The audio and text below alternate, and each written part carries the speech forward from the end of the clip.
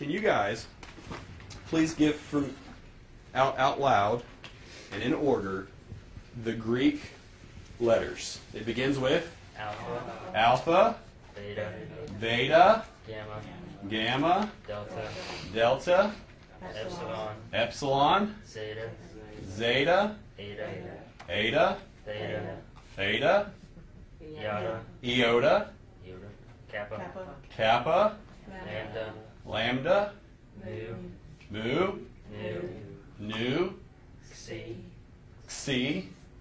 Omicron. That's not xi. I apologize. Wow. I just jumped ahead to the end. Sorry. Xi. What was you? Omicron. P. Rho. Sigma. How many? 2. Right. What is that one called? The final sigma. Why is it called the final sigma? End of the word. Because it comes at the end of the word. So okay. So pi, rho, p, rho, sigma. Tau. Upsilon. Phi. Phi. Right. Key. There it is. C. Omega. All right. Sing it in your head. You guys want to sing it? We all do. When you get way down there, I have to stop and sing to know which one there is. Do you guys want to sing it? I guess not. We were talking in the last class when we were just doing this last session. We were talking about some of the nuanced stuff. Like if you remember with the gamma, there's certain rules with a gamma that if there's 2 gammas in a row, the first one is pronounced like an N, so it's not guga, it's ng, right? Also applies if this thing appears before a kappa or a key, because the g and the k sound are very similar to the way you make that in your mouth.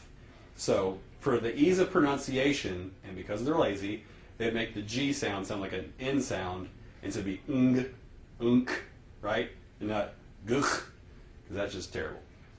So we talked about that, so we remember that. You guys were good on the final sigma. We did talk about key for a few moments, and I don't think I ever addressed this last semester. But the key, I think, historically speaking, is better pronounced like chi, okay? And it's very similar to, you guys don't know this, but that right there is a Hebrew letter. It's chet.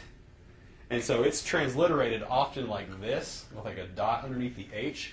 So it's a sound. And but sometimes what they'll do is they'll change it to do this. That CH is not a ch, it's a sound. So that's why you'll see Hanukkah spelled that way. So it's Hanukkah, not Hanukkah. And so same thing over here. Like the book gives you the example of a CH as in like chemistry, right? As a k sound. But some books will actually give you this as an example. Johann Sebastian Bach, right? That's the idea there. But because we're lazy, we're not going to do that. We're just going to go k, okay, right?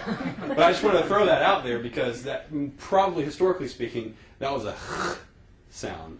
So it wasn't Christos, it was Christos. So if you have a cold, by all means, go for it. But for now, we'll keep our phlegm to ourselves, and we'll be good. So we have, so that's our alphabet, right? We're good. Oh, I forgot about the vowels. Remember, we have epsilon. Whenever you see an epsilon, how will you always pronounce it? Eh. Then you have an eta. How will you always pronounce an eta? A. Then you have an omicron. How will you always pronounce an omicron? Then you have an omega. How will you always pronounce an omega?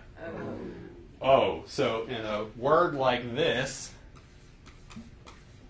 how do you pronounce that? Logos. I've heard a lot of people say like logos or logos or logos, and I'm like, where are you getting that? You know? So logos, right? It's an omicron and another omicron. My dad, I love my dad. Of course I have to, but he called me the other day and he was like, I have a great question. What does, and you guys actually will know this, by the way. He goes, what does alpha P omicron mean? Can you spell that out in your head? Alpha, so, alpha. That's A paw, right? from. Oh, It means from, right? From, that's right. Yeah. Okay. And so he's like, and so he came into my office and was talking to me about it, and he was like, he goes, I got it. It's Oppo. I'm like, it's a paw actually. Pa. And he's like, whatever. They don't care. I'm gonna just tell them a po. All right. They won't care. I was like, forget being technical. Anyways, a pa, not a po. There are differences in the vowel sounds.